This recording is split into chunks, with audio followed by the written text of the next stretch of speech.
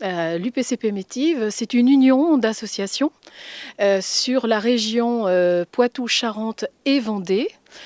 qui regroupe une cinquantaine d'associations qui œuvrent toutes à la valorisation des cultures de l'oralité et notamment de la culture poitevine saintongeaise.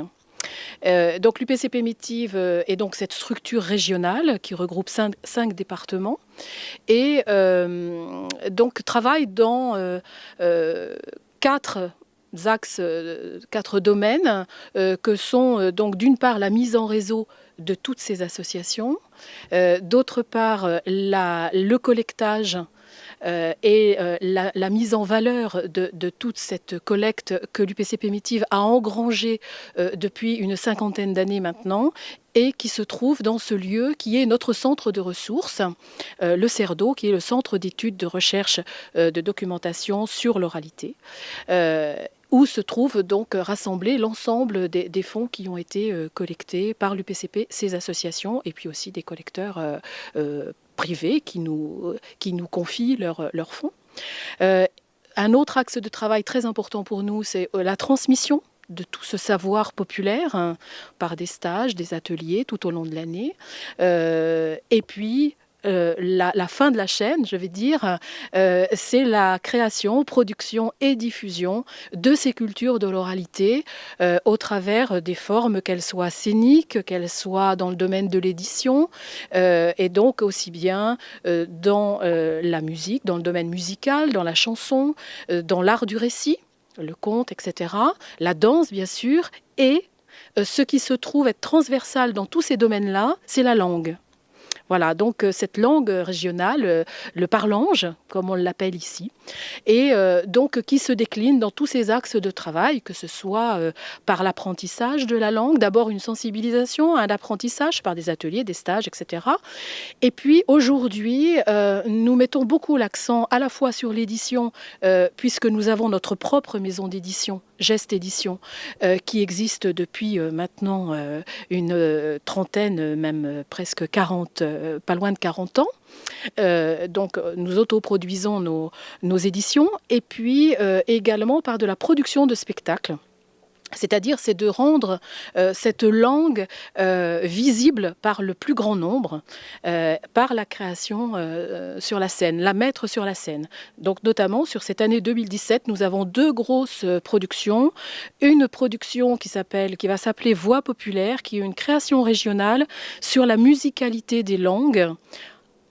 régionales de notre nouvelle grande région qu'est la Nouvelle-Aquitaine, cette région qui est grande comme l'Autriche en fait, donc on est presque un pays dans un pays, et où il y a, c'est la seule région de France où il y a autant de langues régionales, notamment le basque, l'occitan et le parlange, donc qui est une langue d'oïl, et donc nous faisons une création à 13 artistes qui va valoriser ces trois langues régionales. Et puis une autre production qui sera pour 2018 sur un duo de théâtre dansé en Poitevin, où là on a fait une sélection de textes contemporains, d'auteurs contemporains en Poitevin. Voilà. Donc nous sommes beaucoup dans cette valorisation par la scène, également la valorisation dans l'espace public. Faire entendre cette langue quand on se promène dans la rue, quand on va dans un grand magasin, là c'est encore un peu utopique. Mais en tout cas, nous sommes en train de nous pencher sérieusement sur la question. Et dans le cadre du festival de Bouche à Oreille, qui est notre gros festival autour des musiques de l'oralité, qui a lieu au mois de juillet, nous allons consacrer tout un temps sur justement cette musicalité des langues, avec la venue d'Yannick Jolin, donc, qui est un artiste très connu pour ses créations en Poitevin, un conteur. Et puis également un atelier qui va faire travailler l'utilisation de nos langues maternelles dans le spectacle vivant. Et pourquoi faut-il valoriser le patois ou le parlange, pardon ? Il faut le valoriser d'abord parce que c'est notre langue maternelle, donc à un certain nombre d'entre nous sur ce territoire régional. Ça fait partie de notre ADN et donc c'est très important évidemment de maintenir cette langue. Il est vrai qu'aujourd'hui il y a peu de locuteurs Et c'est justement au travers tout ce qui est plutôt artistique que nous allons pouvoir sensibiliser, que ce soit les enfants, enfin un large public, comme je disais tout à l'heure. Donc ça passe par des interventions en milieu scolaire, par exemple, dans le domaine de la tradition orale enfantine, de la chanson, de la danse, où là on intervient, nous avons un certain nombre de personnes qui interviennent dans ce domaine-là, qui vont permettre de sensibiliser l'oreille à cette langue qui est